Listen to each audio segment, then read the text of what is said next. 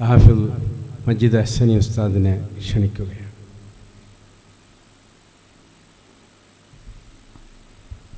അസ്സലാമു അലൈക്കും വറഹ്മത്തുള്ളാഹി വബറകാതുഹു. ബിസ്മില്ലാഹിർ റഹ്മാനിർ റഹീം. അൽഹംദുലില്ലാഹി റബ്ബിൽ ആലമീൻ. അഷ്ഹദു അൻ ലാ ഇലാഹ ഇല്ലല്ലാഹ് വഅഷ്ഹദു അന്ന മുഹമ്മദർ റസൂലുള്ളാഹ്.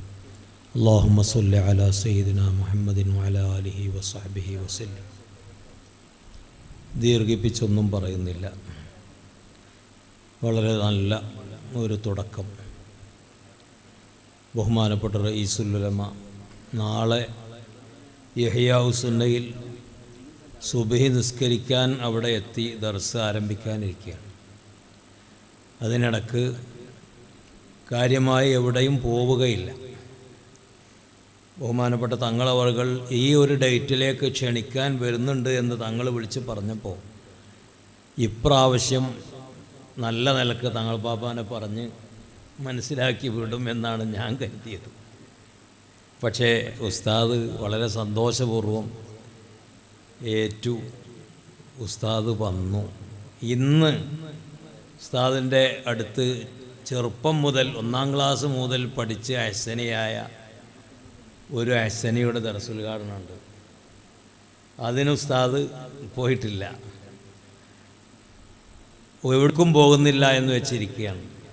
പക്ഷേ ഉസ്താദ് രാവിലെ തന്നെ കുളിച്ച് സാധാരണ എഴുന്നേൽക്കുന്നതിനേക്കാളും 1 മണിക്കൂർ മുമ്പ് എഴുന്നേറ്റ് ഒരുങ്ങി ആണ് തങ്ങളെ ക്ഷണം സ്വീകരിച്ച് ഇവിടെ വന്നത്.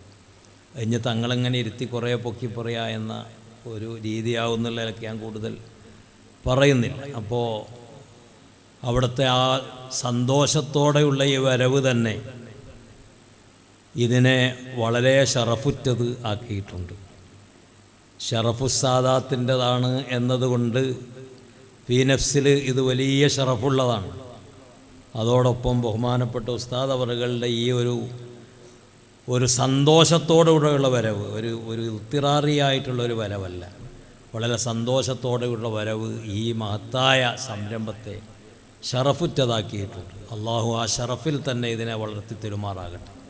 ബഹുമാന്യരായ ഉസ്താദുമാർ ഒരുപാട് ആളുകൾ ഇവിടെ പ്രസംഗിച്ചു. എല്ലാവരും ഇൽമിനെ തേടുന്നതിൻ്റെയും ഒക്കെ മഹത്വങ്ങളും ബഹുമാനങ്ങളും ഇവിടെ ചെറിയ വാക്കുകളിൽ വിശാലമായി അവതരിപ്പിച്ചു. അതിനപ്പുറം ഒന്നും പറയാനുള്ള യാതൊന്നും എൻ്റെ കൈവശമില്ലാത്തതുകൊണ്ട് അത്തരം സാഹസത്തിലേക്കൊന്നും ഞാൻ മുതിരുന്നില്ല. ഇൽമ് നേടുക, അൽ ഇൽമു അൽ യഖീൻ. ഇൽമ് എന്ന് പറഞ്ഞാൽ ഉറപ്പാണ്, ധാരണയല്ല, ഭാവനയല്ല, അനുമാനമല്ല. അറബിയിൽ ഭാഷാന്തരം ചെയ്യാൻ കഴിയാത്ത ചില പ്രത്യേക പദങ്ങളിൽപ്പെട്ടതാണ് ഇൽമ് എന്നത്. അതിനെ ഒരു ഭാഷയിലേക്കും പരിഭാഷപ്പെടുത്താൻ കഴിയില്ല. കാരണം അത് നൂറുല്ലാഹിയാണ്. അള്ളാഹുവിൻ്റെ നൂറ് എന്നതിനെ നമുക്ക് പരിഭാഷപ്പെടുത്താൻ കഴിയില്ല. കാരണം അള്ളാഹ് എന്ന പദം പരിഭാഷയെ സ്വീകരിക്കുകയില്ല. അതുകൊണ്ട് അള്ളാഹുവിലേക്ക് ഇളാഫത്ത് ചെയ്തുകൊണ്ട് പറയുന്ന നൂറിനെയും അതിൻ്റെ മുലാഫിലേഹിയായ അള്ളാഹ് എന്നതിനെയും ഭാഷാന്തരം ചെയ്യാൻ കഴിയില്ല. അപ്പോൾ ഇൽമ് എന്നത് നമുക്ക് പരിഭാഷപ്പെടുത്തി മനസ്സിലാക്കാൻ കഴിയാത്ത വിധം, ഒതുക്കിയെടുക്കാൻ കഴിയാത്ത വിധം വളരെ ബൃഹത്തായ, ആഴവും പരപ്പും കണക്കാക്കൽ മനുഷ്യനോ ഒരു സൃഷ്ടിക്കോ സാധ്യമല്ലാത്ത ഒരു വലിയ സംഭവമാണ് ഇൽമ്. ആ ഇൽമ് മനുഷ്യൻ്റെ ഹൃദയത്തോട് സന്നിവേശിപ്പിക്കപ്പെടുക, മനുഷ്യൻ്റെ ഹൃദയത്തിലേക്ക് സ്വീകരിക്കപ്പെടുക എന്നത് യഥാർത്ഥത്തിൽ അത് പ്രത്യേകമായൊരു കറാമത്താണ്. ആ മനുഷ്യന് ലഭിക്കുന്ന പ്രത്യേകമായ കറാമത്താണ്. കറാമത്ത് എന്നത് ഓരോ നബിയുടെയും ഉമ്മത്തിൻ്റെ കറാമത്ത് ആ ഉമ്മത്തിൻ്റെ നബിയുടെ മുഅ്ജിസത്തിൻ്റെ ഭാഗമാണ്. ഹബീബായ നബി സല്ലല്ലാഹു അലൈഹി വസല്ലമ തങ്ങളുടെ ഏറ്റവും പ്രധാനപ്പെട്ട മുഅ്ജിസത്ത് കഫാക ബിൽ ഇൽമി ഫിൽ ഉമ്മി മുഅ്ജിസതൻ ഫിൽ ജാഹിലിയ്യത്തി വത്തഅദീബി ഫിൽ യുതുമി എന്നാണ് ഇമാം ബുസൂരി റളിയല്ലാഹു അൻഹു ബുർദയിൽ ചൊല്ലിപ്പിടിപ്പിച്ചിട്ടുള്ളത്. നബി സല്ലല്ലാഹു അലൈഹി വസല്ലമ തങ്ങൾ ജാഹിലിയ കാലത്ത് പൂർണ്ണ യതീമോരായി ജനിച്ചിട്ടും അവിടുന്ന് ഏറ്റവും നല്ല അദബും മര്യാദയും മനുഷ്യത്വവും മാന്യതയും ഒക്കെ ഉള്ളവരായി അന്ധകാര നിബിഡമായ കാലഘട്ടത്തിൽ ജീവിച്ചിട്ടും നബി സല്ലല്ലാഹു അലൈഹി വസല്ലമ തങ്ങൾ എല്ലാ ഇൽമും ലഭിച്ച വഅല്ലമക മാ ലം തകുൻ തഅലം വകാന ഫദ്ലുല്ലാഹി അലൈക അദീമാ, എല്ലാ ഇൽമും ലഭിച്ച ഏറ്റവും വലിയ അറിവാളരായി സയ്യിദുനാ മുഹമ്മദുർ റസൂലുള്ളാഹി സ്വല്ലല്ലാഹു അലൈഹി വസല്ലം. അതുകൊണ്ട് തങ്ങളുടെ ഏറ്റവും വലിയ മുഅ്ജിസത്ത് ഇൽമും അദബുമാണ്. ആ ഇൽമും അദബും അവിടുത്തെ ഉമ്മത്തിൽപ്പെട്ട ഏതൊരാൾക്കും ലഭിക്കുന്നോ അവർക്കാണ് ശരിയായ കറാമത്ത്. ഹബീബായ നബി സല്ലല്ലാഹു അലൈഹി വസല്ലം തങ്ങളുടെ ഏറ്റവും വലിയ മുഅ്ജിസത്തിന്റെ ബാക്കിപത്രമായ ശരിയായ കറാമത്ത് ലഭിക്കുന്നത് യഥാർത്ഥ ഇൽമും അദബും ലഭിക്കുന്ന ആളുകൾക്കാണ് എന്ന് നമുക്ക് മനസ്സിലാക്കാൻ കഴിയും. അതുകൊണ്ട് തന്നെ അള്ളാഹുവിൻ്റെ നൂറാകുന്ന ഇൽമ് മനുഷ്യന് ലഭിക്കുക എന്നത് അവൻ്റെ ഏറ്റവും വലിയ കറാമത്തിൻ്റെ കാരണമാണ് എന്നതിൽ നിന്ന് നമുക്ക് മനസ്സിലാക്കാൻ കഴിയണം. അതുകൊണ്ട് തന്നെ ആ കറാമത്ത് വർദ്ധിപ്പിക്കാൻ വേണ്ടിയുള്ള ശ്രമങ്ങൾ, ആ കറാമത്തിന് സഅയ് ചെയ്യാൻ, അതിന് ഖിദ്മത്ത് ചെയ്യാൻ വേണ്ടിയുള്ള ശ്രമങ്ങൾ, ആ ശ്രമങ്ങളാണ് എപ്പോഴും നമ്മുടെ ഭാഗത്ത് നിന്ന് ഉണ്ടാകേണ്ടത്. അതിനെ പരിപോഷിപ്പിക്കാൻ എന്താണ് ചെയ്യേണ്ടത് എന്നാണ് നമ്മൾ മനസ്സിലാക്കേണ്ടത്. നമുക്ക് പഠിപ്പിക്കപ്പെട്ടിട്ടുള്ള കാര്യം ഇൽമ് ലഭിക്കാനുള്ള മാർഗം നമ്മുടെ അധ്വാനമല്ല, കഠിനാധ്വാനമല്ല, ഉറക്കമിളിക്കലല്ല, നമ്മളെ ഭക്ഷണ അന്നപാനീയങ്ങളൊന്നും ഒഴിവാക്കലല്ല. വളരെ സിമ്പിളായൊരു മാർഗമാണ് ഇൽമ് ലഭിക്കാൻ നമുക്ക് പഠിപ്പിക്കപ്പെട്ടിട്ടുള്ളത്. മൻ തഅല്ലമ ഇൽമൻ, പറഞ്ഞു കേട്ടാൽ നമുക്ക് പരിചയമുള്ള പദാണ്, അതുകൊണ്ട് കൂടുതൽ പറയേണ്ടതില്ല. മൻ തഅല്ലമ ഇൽമൻ വഅമില ബിഹി അല്ലമഹുല്ലാഹു മാ ലം യഅലം. ഒരു ഇൽമ് പഠിച്ചിട്ട് അത് ജീവിതത്തിൽ പ്രാവർത്തികമാക്കിയാൽ അള്ളാഹു അവൻ അറിയാത്ത കാര്യങ്ങളെ, അവൻ ഇൽമില്ലാത്ത കാര്യങ്ങളെ അവന് അള്ളാഹു തആല ഇൽമ് നൽകുമെന്നാണ് ഹബീബായ നബി സല്ലല്ലാഹു അലൈഹി വസല്ലം തങ്ങൾ പഠിപ്പിച്ചിട്ടുള്ളത്. അതുകൊണ്ട് വളരെ സിമ്പിളാണ് ഇൽമ് ലഭിക്കാനുള്ള മാർഗം. ഇൽമ് പഠിച്ചത് ജീവിതത്തിൽ പകർത്തുക, അതിനുവേണ്ടിയുള്ള ശ്രമങ്ങൾ ഉണ്ടാകാനാണ് മുതഅല്ലിമീങ്ങളും ആലിമീങ്ങളും സാധാരണക്കാരുമായ എല്ലാവരും ശ്രമിക്കേണ്ടത്.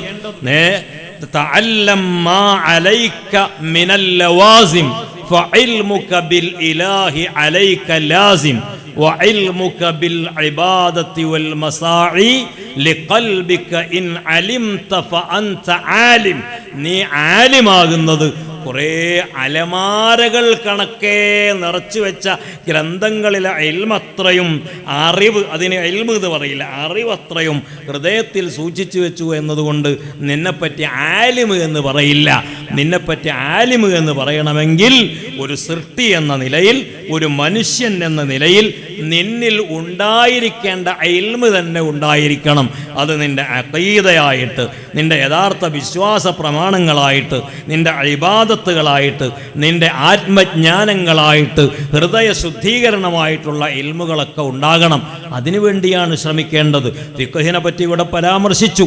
ഫിഖ്ഹ് അത് മനുഷ്യൻ ഏറ്റവും സംശുദ്ധമാകാൻ വേണ്ടി, ഏറ്റവും ശ്രേഷ്ഠനാകാൻ വേണ്ടിയുള്ള മാർഗമാണ് ഫിഖ്ഹ് എന്ന് പറയുന്നത്. യഥാർത്ഥത്തിൽ അങ്ങനെയാണ് ഫിഖ്ഹിനെ മഹാന്മാരൊക്കെ സമീപിച്ചത്. ആ തരത്തിൽ ഫിഖ്ഹിനെ സമീപിക്കാനും കണ്ടെത്താനും നമ്മൾ ശ്രമിക്കണം. നമുക്ക് മനസ്സിലാക്കാൻ കഴിയും, ഫിഖ്ഹ് 3 നിലക്കൊരു മനുഷ്യൻ ഫിഖ്ഹിനെ സമീപിക്കും.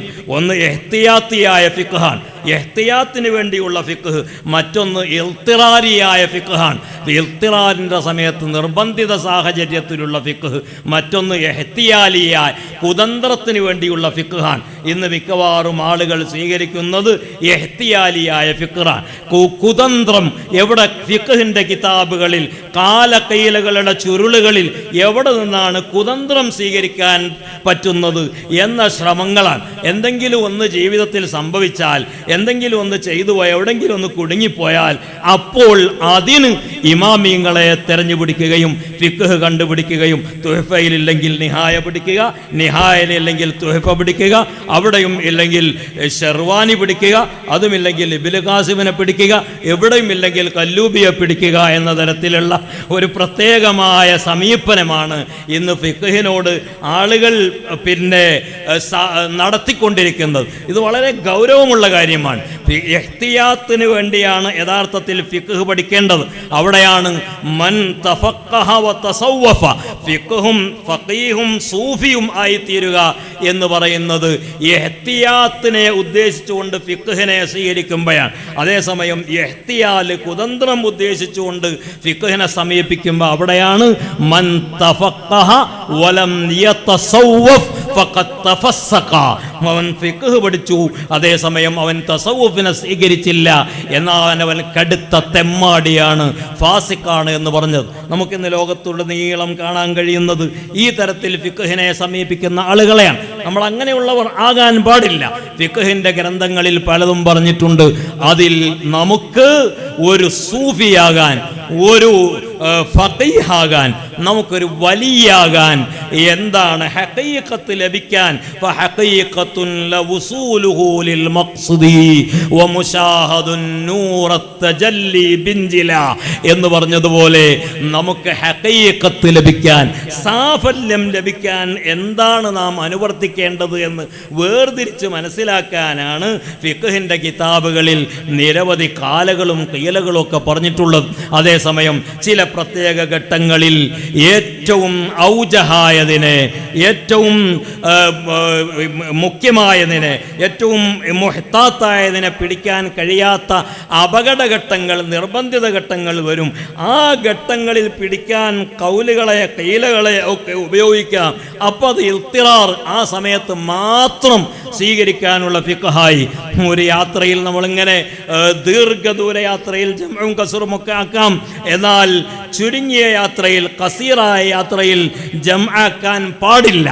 എന്നാൽ അവിടെ ജംആക്കാം എന്ന് ഫിഖ്ഹിന്റെ ഏതെങ്കിലും ഒന്ന് ചുരുളുകളിൽ കണ്ടിട്ടുണ്ടെങ്കിൽ അവിടെ നമുക്ക് ഇൽത്തിറാറിൻ്റെ സമയത്ത് ഒരു പക്ഷേ അത് പിടിക്കേണ്ടി വരും, കുടുങ്ങിയ സമയത്ത് അത് പിടിക്കേണ്ടി വരും. നമ്മളൊരു വലിയ റോഡ് ബ്ലോക്കിൽ പെട്ടുപോയി വണ്ടിയിൽ നിന്ന് ഇറങ്ങാനും കഴിയില്ല, വുളൂ ചെയ്യാൻ പോകാനും കഴിയില്ല, പള്ളി തെരഞ്ഞു പിടിക്കാനും കഴിയില്ല. ഉള്ളിടത്ത് വെച്ച് വണ്ടി ഓഫാക്കി ഇറങ്ങിയാൽ പിന്നെ എങ്ങാനും ബ്ലോക്ക് അങ്ങ് നീങ്ങിപ്പോയാൽ ആകെ സ്വീപ്പായി പോകും. ഉദാഹരണം പറയാം, അത്തരൊരു ഘട്ടങ്ങളിൽ ചിലപ്പോൾ ഫിഖ്ഹിന്റെ ചുരുളുകളിലുള്ള ആ ഒരു കൗലിനെ പിടിക്കേണ്ടി, ആ ഒരു മുഖ്താറിനെ പിടിക്കേണ്ടി വരും. ആ ഘട്ടം ഇൽത്തിറാറിയാണ്, അത് ആ സമയത്തേക്ക് മാത്രം ചുരുക്കപ്പെടുന്നതാണ്. ഈ നിലക്ക് ഇഹ്തിയാത്തിയായിട്ടും ഇൽത്തിറാറിയായിട്ടും ഇഹ്തിയാലിയായിട്ടും ഫിഖ്ഹിനെ വേർതിരിച്ച് മനസ്സിലാക്കി അതിൽ ഇഹ്തിയാത്തിനെ മാത്രം പിടിക്കാനാണ് വിശദമായ കൗലും കൈലയും ഒക്കെ പറയുന്ന കിതാബുകൾ നമ്മൾ ഓതിപ്പഠിക്കുന്നത്. അതുകൊണ്ടാണ് ചെറിയ കിതാബ് ഓതിപ്പഠിക്കുമ്പോൾ, മുതഫരിദ് ഓതിപ്പഠിക്കുമ്പോൾ യഹ്റുമുൽ ഇൽതിഫാത്ത് ഫിസ്സലാത്തി എന്ന് പറയുന്നത്. തല കൊണ്ട് തിരിഞ്ഞു നോക്കിയാലും നിസ്കാരത്തിൽ തിരിഞ്ഞു നോക്കാൻ പാടില്ല. അവിടെ യഹ്റുമു എന്നതിന് അർത്ഥം വെക്കേണ്ടത് പാടില്ല എന്നാണ്. അവിടെ പിന്നെ ഇസ്തിലാഹിയായ അർത്ഥം ഒരുപക്ഷെ അത്തരം ഘട്ടങ്ങളിൽ ഉണ്ടായില്ല എന്നൊരു സാധാരണക്കാരനായ ഒരു നല്ല നിലക്ക് എനിക്കൊരു മൂമിനായി ജീവിക്കണം, ഈ ഉദ്ഖുലൂ ഫിസ്സിൽമി കാഫ, അത് സ്വീകരിച്ചുകൊണ്ട് ജീവിക്കണം എന്ന് ഉദ്ദേശിക്കുന്ന ഒരു മനുഷ്യനോട് അത്തരം ഘട്ടങ്ങളിൽ ഒരു കറാഹത്തിനെ കുറിച്ച് പോലും ആലിമീങ്ങൾ പരിചയപ്പെടുത്തുന്നത് പാടില്ല. ഇന്ന കാര്യം പാടില്ല, അക്കാര്യം പാടില്ല, ഇക്കാര്യം പാടില്ല. ഈ പാടില്ലായ്മയാണ് മനസ്സിലാക്കേണ്ടത്. എന്നാലും പാടുവോ എന്നൊരു ചോദ്യത്തിലേക്കല്ല പോകേണ്ടത്. ഇന്ന് അങ്ങനെയാണ്. ഒരു ആലിമിനോട് ഫത്വ ചോദിച്ചാൽ അയാൾ പറ്റൂല എന്ന് പറഞ്ഞാൽ അടുത്ത ആലിമിനെ തേടുന്നു. 1001ാമത്തെ ആളും പറ്റൂല എന്ന് പറഞ്ഞാൽ 1002ാമത്തെ ആളെ തേടുന്നു. ഇതാണ് ഇഹ്തിയാലി, കുതന്ത്രം എന്ന് പറയുന്നത്. അത്തരക്കാരാകാൻ നമ്മൾ പാടില്ല. വിശദമായിട്ട് പഠിക്കണം. ബഹുമാനപ്പെട്ട ശൈഖുനാ റഈസുൽ ഉലമ ഇവിടെ വന്നു അവിടുത്തെ ഉസ്താദുമാരെ ഓരോരുത്തരെയും നമ്മൾ മനസ്സിലാക്കിയാൽ ഇൽമിന് വേണ്ടി സമർപ്പണം ചെയ്തവരാണ്. ഞാൻ ഉദ്ദേശിച്ചത് അവരിൽ നിന്ന് 3 ആളുകളെ പരിചയപ്പെടുത്താനാണ്. ഒന്ന് മഹാനായ ബഹറുൽ ഉലൂം. ആ ബഹറുൽ ഉലൂം എന്ന പേര് ആദ്യമായി വിളിച്ചത് ബഹുമാനപ്പെട്ട സുൽത്താനുൽ ഉലമയാണ്. അവിടുത്തെ വഫാത്തിന് ശേഷം, അവിടുത്തെ വഫാത്ത് വരെ ഉസ്താദുൽ അസാത്തീദ് എന്നാണ് വിളിക്കപ്പെട്ടിരുന്നത്. അവിടുത്തെ വഫാത്തിന് ശേഷം ബഹുമാനപ്പെട്ട സുൽത്താനുൽ ഉലമ വിളിച്ച പേരാണ് ബഹറുൽ ഉലൂം. ഇന്ന് ലോകത്തെ എല്ലായിടത്തും ബഹറുൽ ഉലൂമിനെ വിളിക്കപ്പെടുന്നത് ബഹറുൽ ഉലൂമാണ്. എല്ലാ ഫന്നും ഒരുപോലെ കൈകാര്യം ചെയ്യാൻ പറ്റുന്ന ആലിം, സുബ്ഹാനല്ലാഹ്, എല്ലാ ഫന്നും മുതഅല്ലിമീങ്ങൾക്ക് വെള്ളം പോലെ ബഹുമാനപ്പെട്ട ബഹറുൽ ഉലൂം ഓതിക്കൊടുത്തിരുന്നു.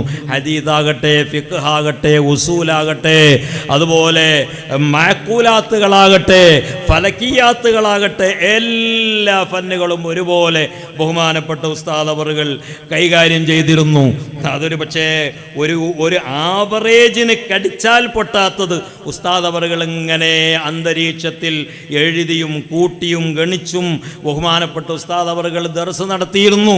റിസാലയൊക്കെ ഓതിയിരുന്ന കാലത്ത് ബഹുമാനപ്പെട്ട ബാപ്പു മുസ്ലിയാർ പാപ്പ ഒരിക്കൽ ചെന്നപ്പോൾ തിരൂരങ്ങാടി ബാപ്പു മുസ്ലിയാർ വലിയ മഹാനാണ്, വലിയ ഷെയ്ഖാണ്. അവരൊക്കെയാണ് ഷെയ്ഖ്. കാലഘട്ടത്തിൻ്റെ മശായിഖന്മാരെന്ന് പറഞ്ഞാൽ അവരൊക്കെ വലിയ മശായിഖന്മാരാണ്. ഒരിക്കൽ ബഹുമാനപ്പെട്ട ബാപ്പു ഉസ്താദ് രസകരമായിട്ട് പറയാണ്, ഞങ്ങളിങ്ങനെ റിസാല ഓതുന്ന കാലത്ത് പിന്നെ ഔറാം മുസ്ലിയാർ എന്ന് പറഞ്ഞ ഒരു മനുഷ്യരുണ്ടായിരുന്നു, ഒരു പച്ച മനുഷ്യൻ. റിസാലെങ്ങനെ ഷെയ്ഖുനെങ്ങനെ സബക്കെടുത്തിട്ട് ഞങ്ങൾ രാത്രി അതിൻ്റെ ബുർഹാനുകൾ ഇങ്ങനെ ഓതിപ്പടിക്കുമ്പോൾ ഔറാം വലിയരെ തലച്ചോറ്റും കണ്ട് കയറുന്നില്ല. ഔറാം വലിയരെ ആകം കണ്ട് ചെതപടകിപ്പോയി. അപ്പോൾ ബാപ്പു മുസ്ലിയാർ ബാപ്പു ഉസ്താദ് പാടിയതാണ്,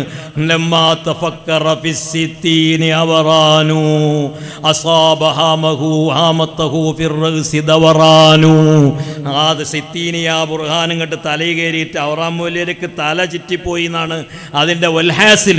ഈ തരത്തിൽ ബഹുമാനപ്പെട്ട ഒക്കെ ഉസ്താദിൻ്റെ ദർസ് രസകരവുമായിരുന്നു, ഹഠാദാകർഷണീയവുമായിരുന്നു. അത് വലിയ ആത്മീയ സൗരഭ്യം പുലർത്തുന്നതുമായിരുന്നു. ആ ബഹുമാനപ്പെട്ട ബഹറുൽ ഉലൂം ഒക്കെ ഉസ്താദ് എങ്ങനെയാണ് ഓതിയത്?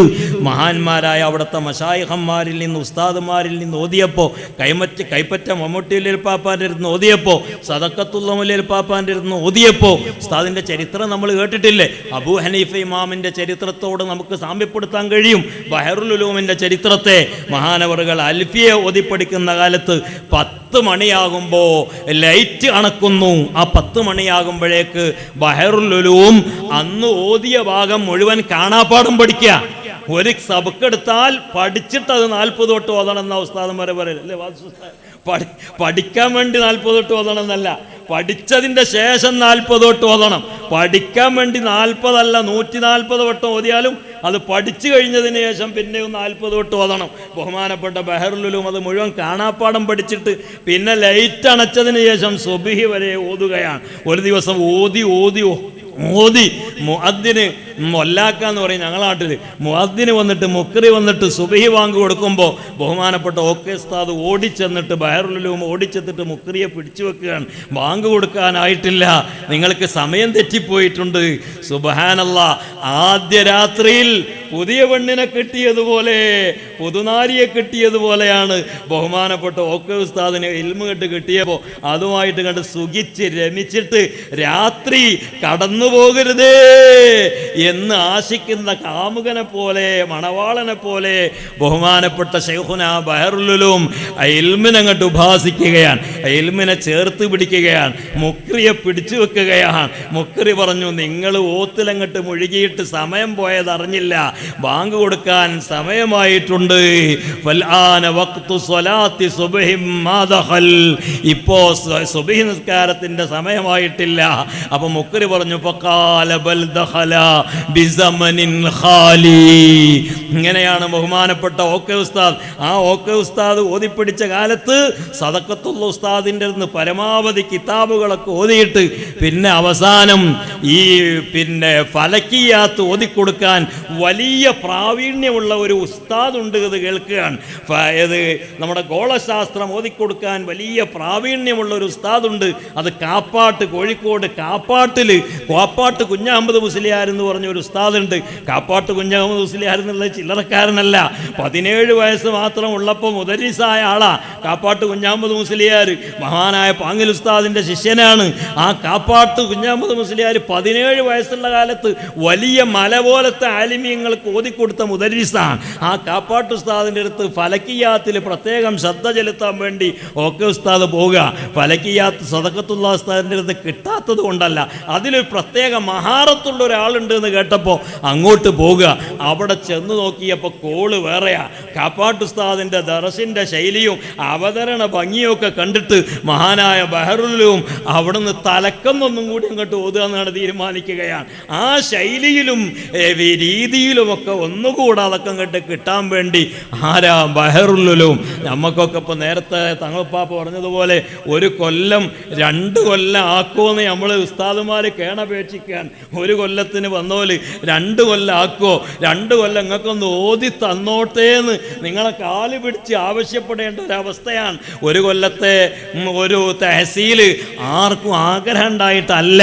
പക്ഷേ അതും ഇല്ലെങ്കിൽ എന്നാൽ പിന്നെ എനിക്കത് വേണ്ട എന്ന് പറയുന്ന അവസ്ഥാവിശേഷം മുതഅല്ലിമീങ്ങളിൽ ഉള്ളതുകൊണ്ട് ഇത് ഇൽത്തിറാറിയായ തഹസീലല്ല ഉസ്താദേ, ഇത് ഇൽത്തിറാറിയാണ്. ഈ 1 കൊല്ലത്തെ തഹസീൽ ആർക്കും അതിൽ ഇഷ്ടമുണ്ടായത് കൊണ്ടല്ല. പക്ഷേ മുതഅല്ലിമീങ്ങൾ എത്രയും ഓതിയിട്ട് അവസാനം അത്തഹിയ്യാത്തോതാതെ എഴുന്നേറ്റ് പോകുന്ന അവസ്ഥ ഉണ്ടാകണ്ട എന്ന് കരുതിയിട്ടാണ് മുതഅല്ലിമീങ്ങളെ നമ്മളൊക്കെ ഹൃദയം തുറന്ന് മനസ്സിലാക്കേണ്ടതുണ്ട്. കാപ്പാട്ട് ഉസ്താദിൻ്റെ അടുത്ത് ചെന്നപ്പോൾ ഒന്നുകൂടെ ഓതാൻ തീരുമാനിക്കുകയാണ് ബഹറുലുലും. അതിന് എത്ര കൊല്ലാകും എന്ന് ചിന്തിച്ചിട്ടില്ല. ബഹുമാനപ്പെട്ട റഈസുൽ-ഉലമയുടെ മറ്റൊരു ഉസ്താദ് മഹാനായ കൈപ്പറ്റ ഉസ്താദ്, അള്ളാഹു അവിടുത്തെ ദർജ ഉയർത്തുമാറാകട്ടെ, അഹഖുൽ മുഹഖഖീൻ. ഇന്ന് ഞങ്ങൾ ഇങ്ങോട്ട് വരുമ്പോൾ അട്ടീരി തങ്ങൾ പിന്നെ വണ്ടിയിലുണ്ടായിരുന്നു. അദ്ദേഹം റഈസുൽ-ഉലമയോട് ഇങ്ങനെ സംസാരിക്കുമ്പോൾ പിന്നെ പറഞ്ഞത് കേൾക്കാൻ കഴിഞ്ഞു എനിക്ക്. ബഹുമാനപ്പെട്ട ശംസുൽ-ഉലമയെ കാണാൻ പോയപ്പോൾ ശംസുൽ-ഉലമ ഒരു ചോദ്യം ചോദിച്ചു, അത്ര എന്തൊക്കെ ഓതുന്നത്? അപ്പോൾ കൂട്ടത്തിൽ മുല്ലാ ഹസൻ എന്ന് പറഞ്ഞപ്പോൾ ശംസുൽ-ഉലമ ഒരൊറ്റ ചോദ്യം, എന്താ മുല്ലാ ഹസൻ എന്നുള്ള ലഫ്ദിൻ്റെ അർത്ഥം എന്ന് ആരെങ്കിലും ചിന്തിക്കോ? ഇതിനൊക്കെ അർത്ഥം ചോദിക്കുന്നു. അപ്പോൾ ആട്ടീരി തങ്ങൾ പറഞ്ഞല്ലോ ജാമിഉ ഹസൻ എന്നാണ് അതിൻ്റെ അർത്ഥം. അപ്പോൾ ഒറ്റ ചോദ്യം, നിങ്ങൾ എവിടെ ഓതണത്? അപ്പോൾ ഞാൻ കൈപ്പറ്റ വീരാൻകുട്ടി മുസ്ലിയാറിൻ്റെ അടുത്താണ്. അപ്പോൾ ഒരുപാട് സമയം കൈപ്പറ്റ ഉസ്താദിൻ്റെ മദ്ഹ് അങ്ങോട്ട് പറഞ്ഞു. അട്ടീരി തങ്ങൾ പറയുക, ജീവിച്ചിരിക്കുന്ന ഒരാളുടെ മദ്ഹ് അദ്ദേഹം പറയുന്നത് ഞാൻ കേട്ടിട്ടില്ല. കൈപ്പറ്റ ഉസ്താദിൻ്റെ മദ്ഹ് അല്ലാതെ ജീവിച്ചിരിക്കുന്ന ഒരാളുടെ മദ്ഹ് ശംസുൽ-ഉലമ ഇ.കെ. ഉസ്താദ് പറയുന്നത് കേട്ടിട്ടില്ല. നിർലോഭം ബഹുമാനപ്പെട്ട കൈപ്പറ്റ ഉസ്താദിനെ മദ്ഹ് ചെയ്യുകയാണ്. ബഹുമാനപ്പെട്ട റഈസുൽ-ഉലമയെ ഇൽമിൻ്റെ തദ്രീസിൻ്റെ തഹ്ഖീഖിൻ്റെ കാര്യത്തിൽ 3 സ്വാധീനങ്ങളാണ്. നേരത്തെ പറഞ്ഞ ബഹറുലുലും ഉസ്താദിനെ സ്വാധീനിച്ചത് തദ്രീസിലുള്ള ശ്രദ്ധയുടെ കാര്യത്തിലാണ്. തഹ്ഖീഖിൻ്റെ കാര്യത്തിൽ ഉസ്താദിനെ സ്വാധീനിച്ച പ്രധാന ഗുരുനാഥനാണ് ബഹുമാനപ്പെട്ട കൈപ്പറ്റ ഉസ്താദ്. ആ കൈപ്പറ്റ ഉസ്താദിനെ കുറിച്ച് ഉസ്താദ് വിശേഷിപ്പിക്കാറുള്ളത് അഹഖുൽ മുഹഖഖീൻ, മുഹഖഖീങ്ങളിൽ ഏറ്റവും അഹക്കായ ആൾ, ഏറ്റവും തഹ്ഖീഖുള്ള ആൾ. ഞാൻ പറഞ്ഞു കേട്ടിട്ടുണ്ട്, ശംസുൽ-ഉലമ പറഞ്ഞിട്ടുണ്ട് അത്രേ, കേരളത്തിലെ ആലിമീങ്ങളുടെ മൊത്തം ഇൽമ് അത് 4ആയി തിരിച്ചാ 3ഉം കിടക്കുന്നത് കൈപ്പറ്റയുടെ കൽബിലാണ്. അത്ര വലിയ തഹ്ഖീഖ്. ആ കൈപ്പറ്റ ഉസ്താദിൽ നിന്ന് നമ്മൾ പഠിക്കേണ്ട സമർപ്പണം എന്താ? ഇൻഷാല്ലാഹ് ഞാൻ 6 മണിക്ക് നിർത്തും. ആ കൈപ്പറ്റ ഉസ്താദിൽ നിന്ന് നമ്മൾ പഠിക്കേണ്ട സമർപ്പണം എന്താ? ബഹുമാനപ്പെട്ട കൈപ്പറ്റ ഉസ്താദിൻ്റെ ഉപ്പ അധികാരിയാണ്, രാജാവാണ് എന്ന് നമുക്ക് പച്ച മലയാളത്തിൽ പറയാം. കൈപ്പറ്റ അധികാരിയാണ്, വലിയ പ്രമാണിയാണ്. ഉമ്മണിക്കടത്ത് അധികാരി എന്ന് പറയുന്ന വലിയ സ്ഥാനത്തുള്ള വലിയ പ്രമാണിയാണ്. അക്കാലത്ത് അത്തരം വലിയ പ്രമാണിമാരുടെ മക്കൾ പള്ളി ദർസിലേക്ക് ഓതാൻ പോകുക എന്നുള്ളത് ചിന്തനീയമല്ല, ചിന്തിക്കാൻ കഴിയില്ല. കാരണം അക്കാലത്ത് മിക്കവാറും കുട്ടികളെ രക്ഷിതാക്കൾ ഓതാൻ പറഞ്ഞേക്കുന്നത് വീട്ടിൽ ഒരാളുടെയെങ്കിലും ഭക്ഷണം ലാഭിക്കാമല്ലോ എന്ന് കരുതിയിട്ടാണ്. ഒരാൾക്കെങ്കിലും ഭക്ഷണം കൊടുക്കാതെ കഴിയുമല്ലോ എന്ന് കരുതിയിട്ടാണ്. വളരെ പാവപ്പെട്ട ആളുകളാണ് മുതഅല്ലിമീങ്ങളെ കിതാബ് ഓതാൻ പറഞ്ഞേക്കുന്നത്. അവരിൽ നിന്നാണ് പിന്നെ ബഹുമാനപ്പെട്ട ഗസാലി ഇമാം പറഞ്ഞതുപോലെ തലബുൽ ഇൽമി ലിഗൈരില്ലാ ഫഅബാ അൻ യകൂന ഇല്ലാ ലില്ലാഹ്. അല്ലാഹു അല്ലാത്ത നിയ്യത്തിന് വേണ്ടി ഇൽമിനെ തേടിയാലും ഇൽമായിട്ട് കൽബിലേക്ക് വരണമെങ്കിൽ അത് ലില്ലാഹി മാത്രമേ ആവുള്ളൂ.